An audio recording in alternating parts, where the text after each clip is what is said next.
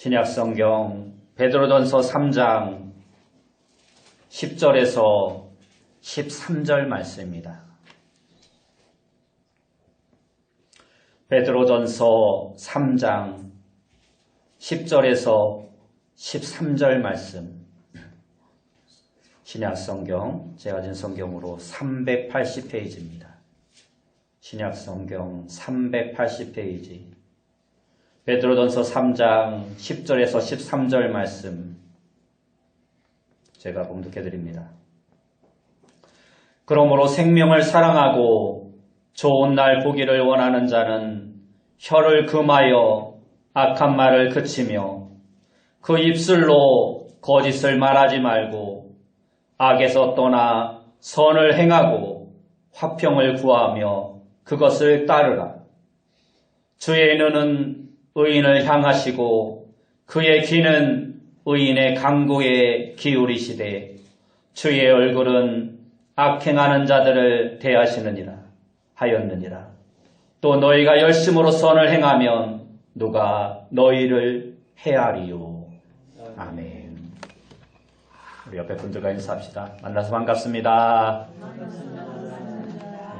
다시 한번 인사합시다. 오늘도 큰 은혜 받읍시다. 오늘 우리가 읽은 말씀을 통해서 좋은 날 보기를 원하거든, 좋은 날 보기를 원하거든 이라는 제목으로 함께 은혜 말씀을 나누기 원합니다. 미국 최초의 흑인 합참의장과 국무장관을 지냈던 콜린 파웰이라는 사람이 있습니다. 이 사람은 뉴욕의 가장 가난한 빈민가인 사우드 브롱크스에서 태어나고 자랐습니다. 청소년 시절을 범죄와 폭력과 가난 속에서 공부한 사람이었습니다. 그는 그곳을 떠나왔지만 아직도 그 지역은 가난과 범죄를 벗어나지 못하고 있습니다. 그런데 그가 졸업한 중학교에서 한 교사가 그에게 편지를 보냈습니다. 당신이 떠난 이후에도 이곳은 조금도 변화되지 않고 있습니다. 이 학생들을 도와주십시오 하고 편지를 했습니다. 파웰은 그 편지를 받고 그의 후배들에게 답장을 썼습니다. 선생님은 그 편지를 들고 학생들에게 이렇게 말했습니다. 여러분, 이 학교에서 콜린 파웰이라는 국무장관이 나왔습니다.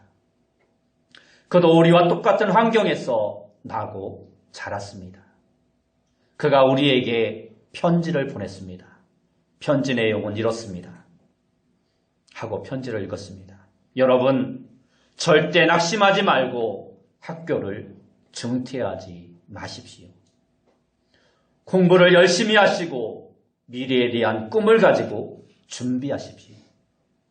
여러분들 중에는 판사도 나오고 장군도 나오고 위대한 지도자도 나올 것입니다. 제가 여러분들의 꿈을 바라보고 여러분들의 꿈을 응원하겠습니다. 학생들은 이 편지를 읽고 비록 힘든 처지에 있지만 자기들도 파웰처럼 위대한 인물이 될 수 있다는 희망을 가지고 열심으로 공부하며 노력했습니다. 그 결과 그 학교에서는 마약이 없어지고 폭력이 없어졌다고 합니다. 빈민가의 아이들처럼 꿈을 가지고 이전보다 더 나아지기를 원하는 마음, 더 좋은 인생을 살기 원하는 마음은 그 선생님이나 파웰만이 아니라 모든 사람들이 꿈꾸고 원하는 것일 것입니다. 지금 행복하다고 하는 사람들도 내일은 더 행복하기를 원합니다. 더 좋아지기를 원합니다. 또한 지금 자신이 불행하다고 생각하는 사람도 내일은 행복해지기를 바랍니다. 아무도 지금보다 못하기를 원하는 사람은 없습니다. 이보다 더 좋아지고 더 행복해지고 날마다 더 개선되어지기를 원하는 것이 인간의 마음입니다. 그러나 우리가 분명히 알아야 할 것은 그러한 소원이 마음에 있다고 다 원대로 되는 것은 아니라는 것입니다. 요행이나 운수를 바라고는 우리의 소원을 이룰 수 없습니다. 마음에 소원이 있다면 그 소원이 이루어지도록 노력하고 힘쓰는 자가 되어야 합니다. 그래야만 그 소원을 내 것으로 현실화할 수 있는 것입니다. 오늘 본문에서 사도 베드로는 어려운 고난의 시대 속에 흩어져 살아가는 성도들을 격려하고 권면하고 있습니다. 고난과 역경 속에서도 좌절하거나 낙심하지 않고 오히려 고난을 복으로 바꾸며 역경을 복으로 바꾸는 그러한 능력 있는 삶에 대하여 말씀하고 있습니다. 이러한 고난의 시대에 대해 어떻게 하면 우리가 왕같은 제사장으로 이 세상을 살아갈 수 있는가를 베드로는 말씀하고 있는 것입니다. 오늘 본문 베드로전서 3장 10절에서 12절의 말씀은 시편 34편 12절에서 16절에 나와 있는 말씀을 인용한 말씀입니다. 그런데 베드로는 구약의 본문을 그대로 인용하지 않고 자신이 말하려고 하는 교훈에 맞게 생략적으로 인용하여 쓰고 있습니다. 오늘 본문 10절 말씀을 보면 그러므로 생명을 사랑하고 좋은 날 보기를 원하는 자는 이라고 말씀합니다. 그런데 시편에서의 생명과 좋은 날은 인간의 현세적인 축복, 다시 말해서 장수와 번영과 명성과 죄로부터의 해방 등을 나타내는 의미였습니다. 그러나 오늘 본문에서 사용한 베드로가 사용한 생명과 좋은 날은 미래의 기업과 내세의 축복으로 그 의미를 현세뿐만 아니라 종말론적인 차원까지 확대해서 말씀하고 있습니다. 여기서 생명을 사랑하고는 불행과 고통을 떠나 희열과 평안의 생활을 얻으려고 사모함을 의미하는 말이며, 좋은 날은 이 세상에서의 아름답고 좋은 날 장수를 의미하기도 하지만 장차 올 세계에서의 그리스도인의 영광을 또한 말씀해주고 있는 것입니다. 따라서 성경은 결코 이 땅에서만의 삶이나 축복을 말하는 것이 아니라 기독교는 항상 언제 어디서나 영적이고 내세적인 축복을 겸하여 말씀하고 있다는 것을 우리는 알아야 합니다. 사실 성도는 결코 이 세상에서는 참된 안식과 평안을 얻을 수 없습니다. 이 세상에서는 우리의 소망에 닻을 내릴 만한 장소가 아무 곳에도 없습니다. 그래서 어렵고 힘든 것이 이 세상입니다. 그러나 짧고 유한하고 살기 힘든 세상이지만 이 세상을 통해 우리는 영광스러운 미래를 바라보면서 영원한 영광의 삶을 준비하는 삶을 살아가는 자가 되어야 하는 것입니다. 대형마트 입구나 벽에 보면 상업적이기는 하지만 Have a nice day, 좋은 날 되십시오라는 뜻의 글귀가 쓰여져 있습니다. 이것은 하루하루가 좋은 날 되기를 기원하는 마음을 보여주는 인사말입니다. 우리도 어려움을 겪으면 이렇게 말합니다. 언젠가 좋은 날이 오겠지요. 잘 참고 살아가노라면 좋은 때가 있을 것입니다. 하고 말을 하고 위로하고 격려를 합니다. 지금 나라의 경제는 점점 더 어려워지는데 국회는 야당과 여당으로 대립이 계속되어지고 있고 이제는 일부 국민들까지 나누어져 매주마다 서로가 옳다고 자기의 주장을 관철시키려 데모를 하고 있습니다. 북한과의 관계도 그렇게 좋아지는 것 같더니 다시 냉전 상태로 돌아갔고 일본과의 관계도 점점 악화되어 가고 미국과의 관계 또한 주한미군 주둔비 문제로 그렇게 좋지 않은 관계를 이루어가고 있습니다. 그러므로 나라와 가정과 교회, 이러한 모든 것이 속히 좋은 날을 맞이해야 합니다. 언제까지 이러한 모습으로 살아갈 수는 없는 것입니다. 그야말로 신바람 나는 그러한 생명 있는 좋은 날이 속히 우리에게 와야 할 것입니다. 생명을 사랑하고 좋은 날 보기를 원하는 사람이 이 땅에서 지켜야 할 삶의 원칙이 있습니다. 오늘 성경에서는 크게 2가지로 작게는 6가지에 대하여 말씀하고 있습니다. 먼저 본문을 보면 소극적인 면에서 우리가 지켜야 할 원칙을 3가지를 말씀하고 있습니다. 첫째는 혀를 금하여 악한 말을 그쳐야 합니다. 오늘 본문 10절 말씀을 다시 보면 그러므로 생명을 사랑하고 좋은 날 보기를 원하는 자는 혀를 금하여 악한 말을 그치며 라고 말씀합니다. 영생을 사랑하고 다가올 세계를 간절히 고대하는 그리스도인들은 무엇보다 먼저 혀를 조심하여 악한 말을 하지 않는 자가 되어야 합니다. 혀는 우리의 신체 중에서 가장 작은 지체 가운데 하나이지만 혀를 잘못 사용함으로 우리는 무서운 결과를 초래할 수 있다고 성경은 누누이 우리에게 경고하고 있습니다. 야고보서 3장 8절에서 9절 말씀에 보면 혀는 능히 길들일 사람이 없고 쉬지 아니하는 악이요 죽이는 독이 가득한 것이라고 말씀하고 있습니다.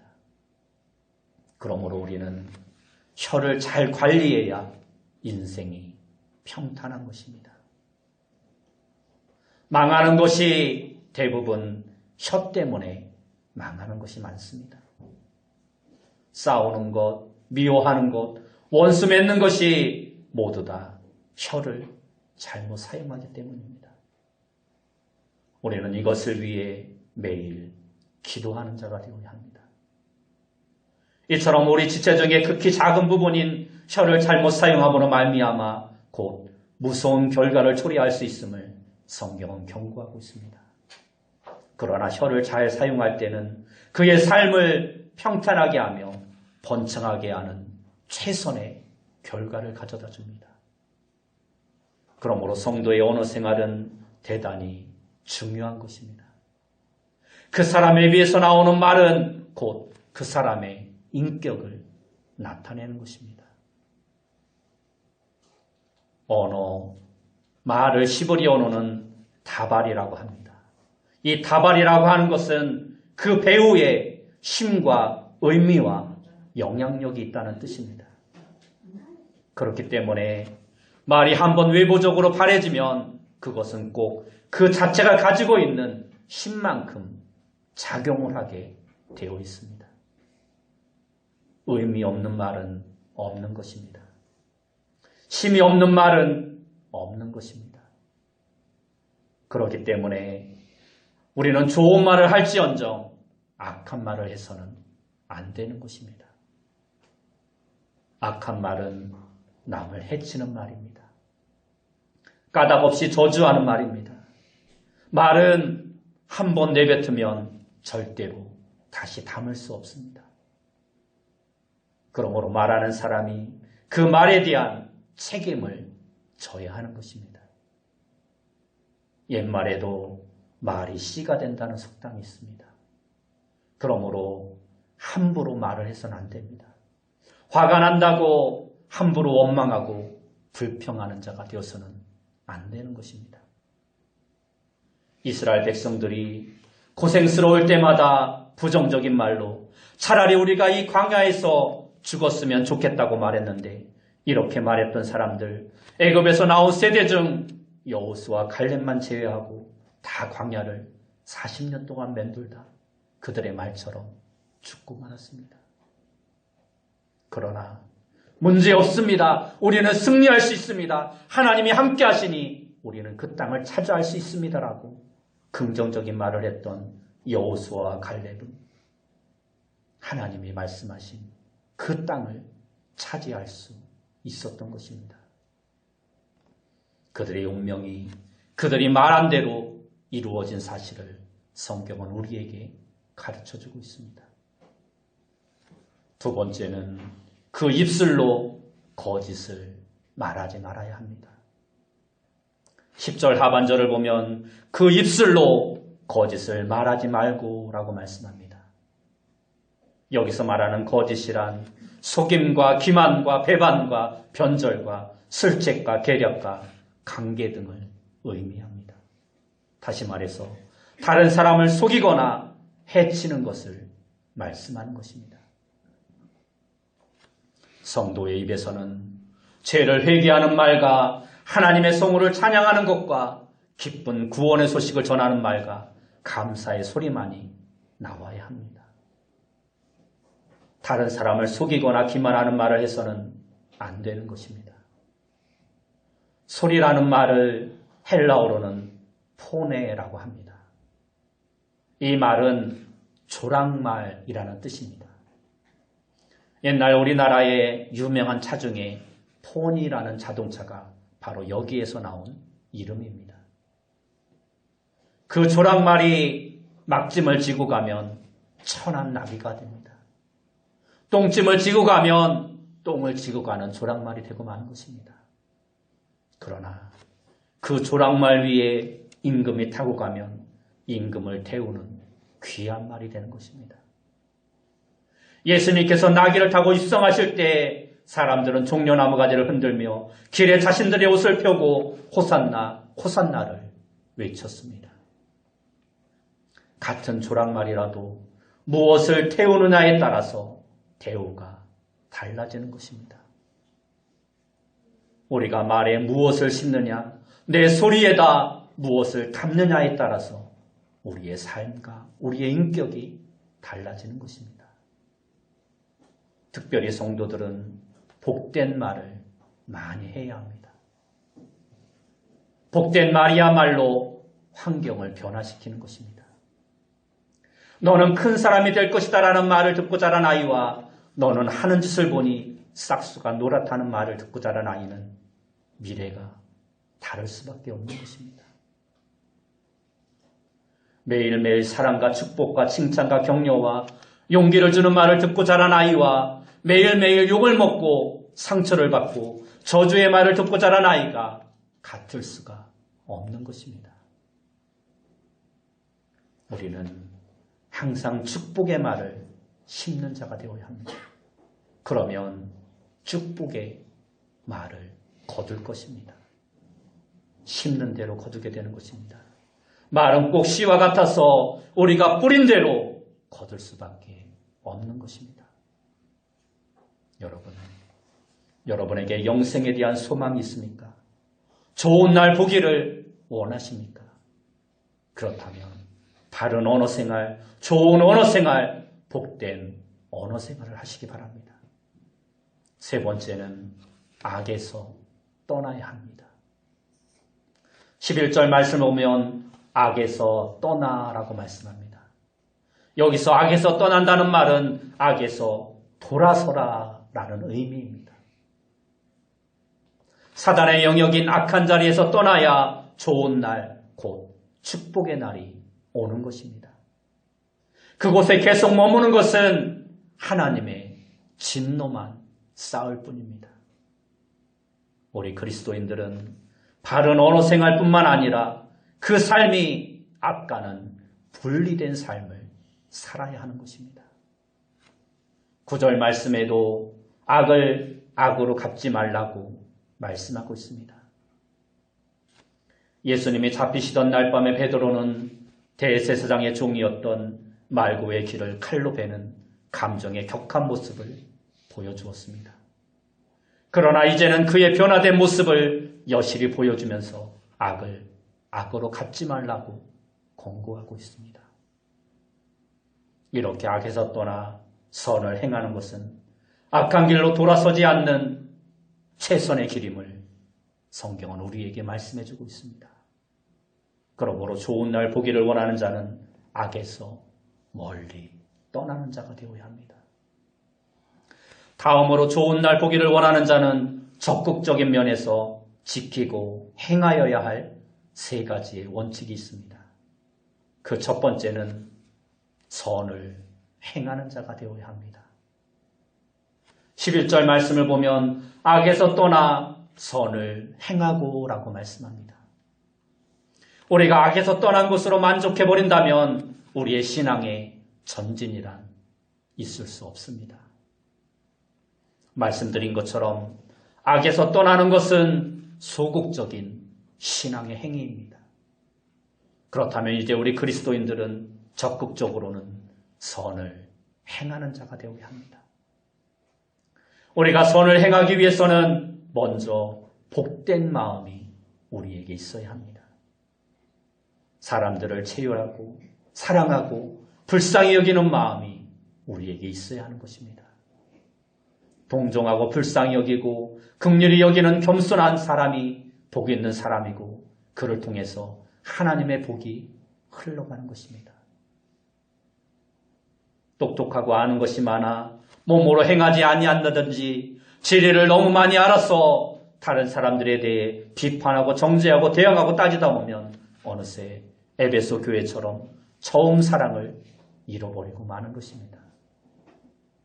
그래서 우리가 신앙생활을 잘못하면 매우 율법적이고 동정 없는 사람이 될 수 있는 것입니다. 누가 어려운 사람을 도울 수 있습니까? 그 사람의 형편을 잘 아는 사람입니다. 가본 사람이 알고 그들을 도울 수 있는 것입니다. 신앙생활을 예배당에서만 하고 어려운 사람들을 찾아가지 않고 돌보지 않고 그들의 삶에 동참하지 않으면 우리도 세상 사람들과 똑같이 강팍해질 수밖에 없는 것입니다. 보지 않으면 모릅니다. 가보지 않으면 마음도 멀어지는 것입니다.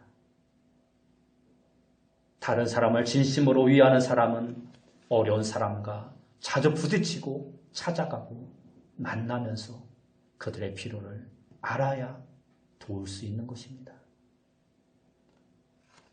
베드로는 오늘 본문 13절에서 또 너희가 열심으로 선을 행하면 누가 너희를 해하리요 라고 말씀합니다.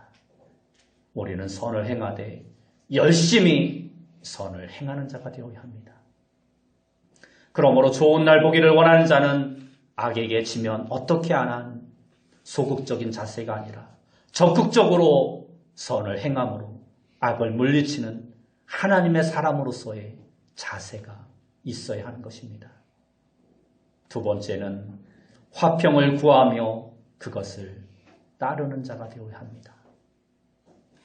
11절 말씀을 다시 보면 화평을 구하며 그것을 따르라 하고 말씀합니다. 여기에서 말하는 화평은 구약에서 말씀하고 있는 샬롬이라는 단어입니다. 예수님께서도 마태복음 5장 9절에서 화평케 하는 자는 복이 있나니 저희가 하나님의 아들이라 일컬음을 받을 것이라 말씀합니다. 또한 구한다는 말은 열심으로 구하는 것이며 따르라는 말은 강하게 추구하는 것을 의미합니다.